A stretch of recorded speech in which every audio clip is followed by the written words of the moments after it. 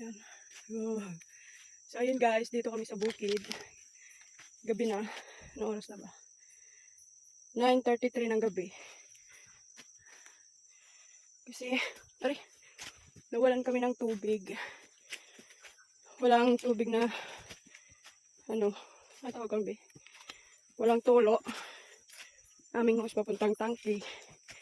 Kaya kailangan namin pumunta dito sa bukid. Wala akong ilaw guys. Hingal, ang taas.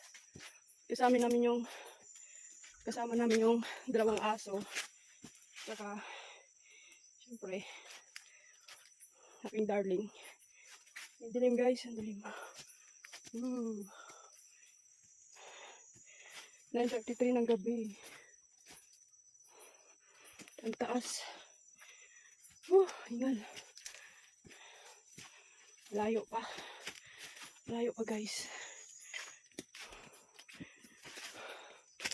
Sana walang lumilipad na putol yung katawan. Hala ka.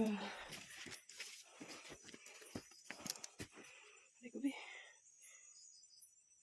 Gawin na ako. Totoo.